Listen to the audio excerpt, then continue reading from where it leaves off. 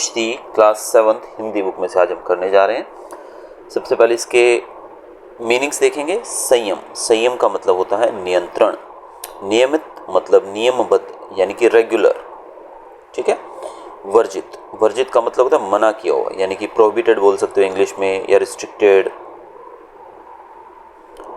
समन्वय, समन्वय का मतलब होता है मेल, मेल मतलब उसके साथ मेल खाना, जैसे बोलते हैं ना भाई उसकी आदतें तो फलाने आदमी के साथ मेल खाती हैं, समन्वय, सिमिलर बोल सकते हैं। मल्ल युद्ध, मल्ल युद्ध को हिंदी में कहा जाता है कुश्ती का युद्ध, यानी कि कुश्ती को ही मल्ल कहा जाता है।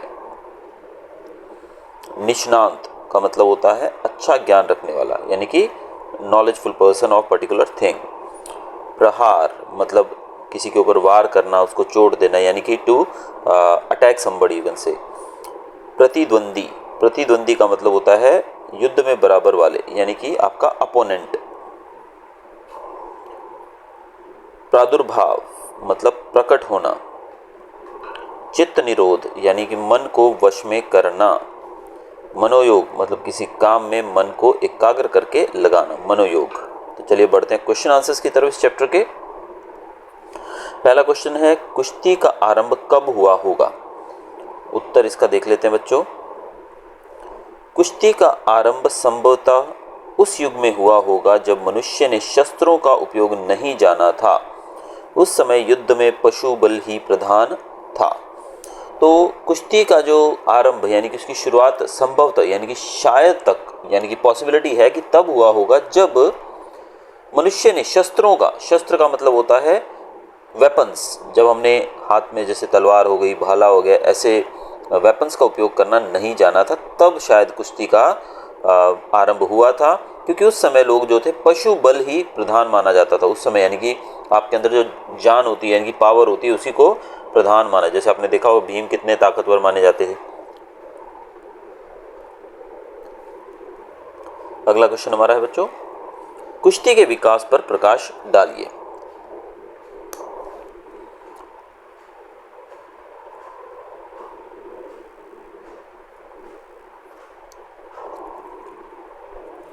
मध्यकाल में मुस्लिम साम्राज्य और संस्कृति के प्रसार के साथ भारतीय मल्ल युद्ध पद्धति का मुस्लिम देशों की युद्ध पद्धति के साथ समन्वय हुआ।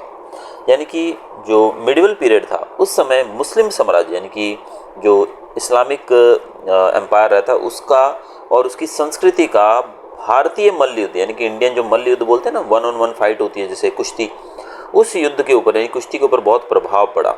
और जो भारत की जो मल्ल युद्ध पद्धति थी यानी कि जो मेथड था हमारा मल्ल युद्ध वाला कुश्ती का, इसके ऊपर उसका काफ़ी प्रभाव पड़ा। और दोनों में काफ़ी समानताएं भी थी, समन्वय लिखा हुआ जैसे।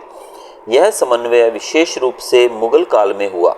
आधुनिक युग में देशी रजवाड़ों ने कुश्ती कला को संरक्षण प्रदान किया। तो ज़्यादातर ये जो समन्वय यानी कि इनका जो मेल था वो ज़्यादातर मुगल काल में हुआ था। और मॉडर्न पीरियड की बात करें तो देशी रजवाड़े जो थे यानी कि राजा महाराजा जो थे, उन्होंने कुश्ती कला को संरक्षण प्रदान किया यानी कि उसको कंजर्व किया, प्रोटेक्ट किया। पटियाला, कोल्हापुर, मैसूर, इंदौर, अजमेर, बड़ौदा, भरतपुर, जयपुर, बनारस, दरभंगा आदि के राजाओं के अखाड़ों की देशव्यापी ख्याति रही है। यानी कि जो मैंने नाम लिए अभी, ये उस समय, आज की तो ये स्टेट्स नहीं, आज तो ये शहर जाने जाते हैं। आपने देखा होगा, आपने अक्सर नाम सुना होगा पटियाला, ठीक है, और कोल्हापुर बोलते हैं ना, कोल्हापुरी, मैसूर, इंदौर, ये सब आज शहरों के नाम है। लेकिन एक समय था जब ये राजाओं के रजवाड़े होते थे, यानी कि ये स्टेट्स होती थी, राजाओं के किंगडम्स होते थे। तो ये जो राजा थे, इनके अखाड़े जो थे, उन्होंने काफ़ी ख्याति प्राप्त की थी। यानी ख्याति मतलब they were very popular for their कुश्ती।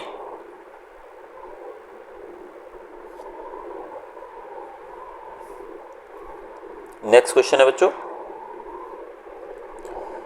भारतीय मल्ल के भोजन के बारे में बताइए। भारतीय मल्ल का भोजन काफ़ी पौष्टिक होता है। मल्ल को अपनी जीभ पर नियंत्रण रखना चाहिए। भारतीय मल्ल अधिकतर दूध, घी, बादाम आदि का सेवन करते हैं। शक्तिवर्धन के लिए कुछ मल मांस के शोरबे का भी प्रयोग करते हैं।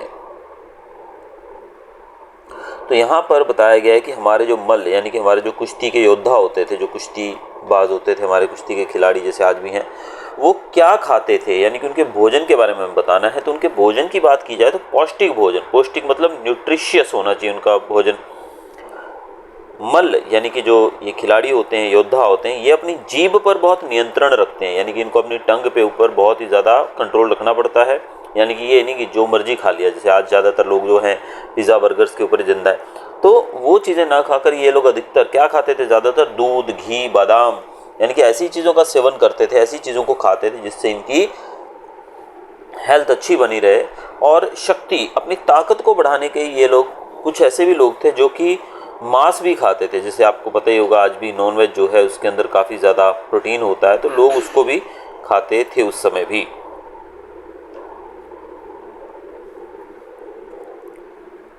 अगला प्रश्न है, भारतीय पद्धति में कुश्ती के कितने प्रकार हैं?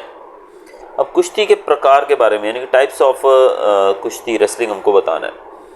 भारतीय कुश्ती की 4 पद्धतियां प्रचलित हैं, यानी कि टोटल 4 तरह की भारतीय कुश्ती बताई गई है। पहली भीमसेन कुश्ती थी। इस कुश्ती के नाम महाभारत के पांडव भीम के नाम पर है। इस कुश्ती में शरीर की शक्ति का विशेष महत्व होता है। एक तो हमारे यहाँ पे कुश्ती लड़ी जाती है, कौन सी होती है वो? भीम कुश्ती, भीमसेन कहा जाता है। और ये महाभारत के हमारे जो भीम देव थे उनके नाम पे ये पड़ा है। और शक्ति का बड़ा महत्व होता है, यानी कि आपके शरीर में कितनी जान है उस पर बड़ा ज़्यादा इसको तोला जाता था। दूसरी है हनुमंती कुश्ती। यह एक रणनीति के आधार पर दुश्मन से उबरने के लिए बनाई गई है।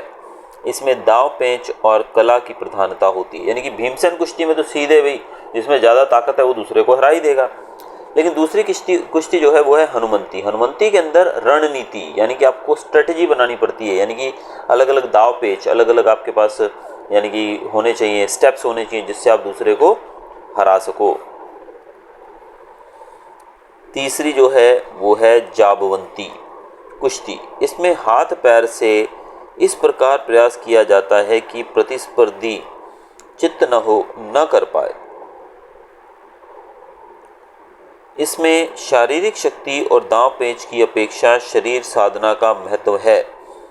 तो तीसरी जो है जामवंती, उसमें हाथ पैर का इस प्रकार से प्रयोग किया जाता है कि सामने वाला प्रतिद्वंदी जो है वो हमको हरा ना पाए, चित्त ना कर पाए। आपको पता है वो कुश्ती रेसलिंग, जैसे रिसेंटली अभी पेरिस ओलंपिक्स में भी आपने देखा होगा, हमारी एक रेसलर जो थी विनेश फोगट, वो कैसे कुश्ती में फाइनल तक पहुंची और ओवरवेट होने की वजह से कुछ 100 ग्राम वजन के कारण उनको बड़े दुर्भाग्य था कि उनको खेलने को नहीं मिला। तो वो कुश्ती कैसे कर रही थी, आपने उनका अगर कोई मैच देखा हो तो अपने प्रतिद्वंदी को एकदम आप अगर गिरा दो तो आपको उसमें पॉइंट्स माने जाते हैं आपके और काफ़ी ज़्यादा पॉइंट्स मिलते हैं। तो यहाँ भी आप अपने हाथ पैर से वो सामने वाला आपको चित्त ना कर पाए इसकी पूरी कोशिश करनी है। इसके अंदर शारीरिक शक्ति, दांव पेच से भी ज़्यादा शरीर साधना, यानी कि अपने शरीर को आपको मेंटेन रख के कैसे आप उसको दुश्मन से बचा सकते हो वो ज़रूरी रहता है। तो ये भी काफ़ी खास किस्म की कुश्ती मानी जाती है। और चौथी जो कुश्ती है वो है जरासंगी कुश्ती। इसका नाम राक्षस जरासंघ के नाम पर है। इसमें हाथ पांव मोड़ने का प्रयास प्रधान है। अब जरासंघ जो आपने सुना ही होगा, ये भी हमारे धार्मिक पुस्तकों के अंदर, रामायण महाभारत के अंदर अक्सर हम देख चुके हैं ये भी जरासंध के बारे में। तो जरासंधी कुश्ती है, इसमें हाथ पांव को मोड़ना होता है, ठीक है, तो वही मेन इसकी स्ट्रेटजी रहती है। अगला प्रश्न हमारा है, कुश्ती में वजन नियम के बारे में बताइए। कुश्ती वजन के अनुसार होती है, इसकी 8 श्रेणियां मानी जाती हैं। ये तो अक्सर अगर आपको, जैसे मैंने जस्ट ही बताया कि विनेश फोगाट जो हमारी रेसलर थी उनको फाइनल में नहीं खेलने दिया गया क्योंकि उनका वजन जो था सिर्फ 100 ग्राम ज़्यादा था, ठीक है। तो इसका कितने टाइप की होती है वो हमको बताना है यहाँ पर। ऑल्दो अगर आप कुश्ती के जानकार हैं तो आपको पता ही होगा, बट जनरली भारत के अंदर कुश्ती आम बच्चों को तो क्रिकेट ही ज़्यादा पसंद है, बाकी नहीं। तो पहला होता है फ्लाई वेट। फ्लाई वेट में 114.5 पाउंड तक का वेट माना जाता है। दूसरा होता है बैंटेम वेट, ये है 125.5 पाउंड तक। फिर फेदर वेट 136.5 पाउंड। फिर लाइट वेट जो कि 147.5 पाउंड तक होता है, फिर वेल्टर वेट 160.5, और आगे है मिडिल वेट जिसमें 174 74 को गिना जाता है, और लाइट हैवी वेट में 191 पाउंड तक होता है, और हैवी वेट में 191 पाउंड के ऊपर यानी कि उससे भी ज़्यादा को माना जाता है। अब हम चलते हैं भारतीय कुश्ती की तरफ। सुशील ने कौन कौन से पदक जीते? सुशील कुमार भारत के एक कुश्ती पहलवान हैं, इनका नाम आपने सुना ही होगा। इनका जन्म 26 मई 1983 को दिल्ली में हुआ था। रेलवे के कर्मचारी सुशील ने 2006 में दोहा एशियाई खेलों में कांस्य पदक जीतकर अपनी प्रतिभा का परिचय दिया था। इनका जन्म हुआ था दिल्ली में, और ये एक रेलवे के कर्मचारी हैं, इनके रेलवे के एम्प्लॉई हैं। दोहा जो था एक सिटी का नाम है, वहाँ पर जो एशियाई खेल हुए थे उसमें इन्होंने कांस्य पदक जीता है। कांस्य मतलब ब्रॉन्ज मेडल, और काफ़ी अपनी इन्होंने मतलब प्रतिभा उस समय दिखाई थी। दिल्ली के छत्रसाल स्टेडियम में प्रतिदिन सुबह 5 बजे कुश्ती के दांवपेच सीखने वाले अर्जुन पुरस्कार विजेता सुशील ने वर्ष मई 2007 में सीनियर एशियाई चैंपियनशिप में कांस्य तथा 2012 में लंदन ओलंपिक में रजत पदक जीतकर लगातार 2 ओलंपिक मुकाबलों में व्यक्तिगत पदक जीतने वाले पहले भारतीय बन गए।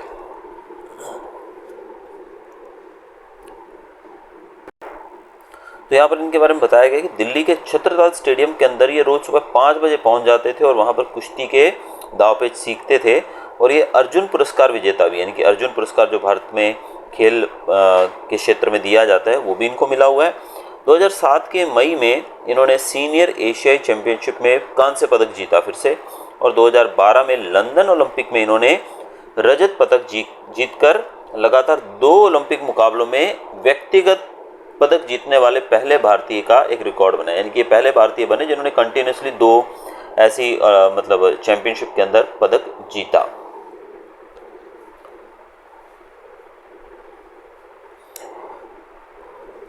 उन्होंने 2010 तथा 2014 के राष्ट्रमंडल खेलों में स्वर्ण पदक प्राप्त किया। 2010 और 14 में इन्होंने स्वर्ण पदक, यानी कि इनको यहाँ पर गोल्ड मेडल मिला।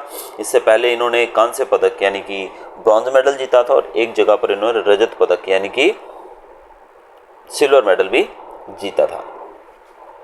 चलिए, फोगाट की हम बात कर रहे थे, फोगाट सिस्टर्स का, तो यहाँ पर नाम आ गया। ऑल्दो विनेश फोगाट नहीं है, लेकिन गीता फोगाट के बारे में जानेंगे। यहाँ गीता फोगाट के बारे में बताइए। गीता फोगाट एक भारतीय महिला फ्री स्टाइल पहलवान है। इनका जन्म 15 दिसंबर 1988 को हुआ। इन्होंने पहली बार भारत के लिए 2010 में राष्ट्रमंडल खेलों में स्वर्ण पदक जीता, यानी कि गोल्ड मेडल जीता यहाँ पर इन्होंने। और साथ ही गीता पहली भारतीय महिला पहलवान है जिन्होंने ओलंपिक में क्वालिफाई किया, यानी कि पहली महिला है जिन्होंने ओलंपिक के लिए क्वालिफाई भी किया। 2016 के 23 दिसंबर को प्रदर्शित हुई हिंदी फिल्म दंगल इन्हीं पर आधारित है। तो दंगल फिल्म जो आपने अक्सर देखी होगी, आई थिंक सो, ज़्यादातर बच्चों ने दंगल नहीं देखी है तो आपको देखनी चाहिए, काफ़ी मोटिवेटिंग मूवी है।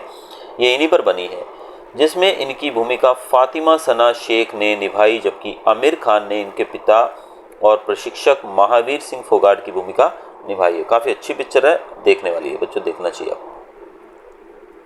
अब इसी चैप्टर के अंदर एक हमको मेरा प्रिय खेल के ऊपर एक पैराग्राफ लिखने को दिया गया है। मेरा प्रिय खेल क्रिकेट है। क्रिकेट एक खेल है जिसकी शुरुआत ब्रिटेन में हुई थी।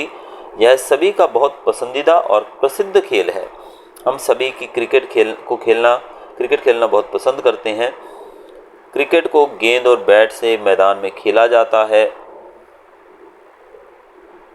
इस खेल को 2 टीम के साथ खेला जाता है। दोनों टीम में 11-11 खिलाड़ी होते हैं और 2 अंपायर खेल की गतिविधि पर नज़र रखते हैं।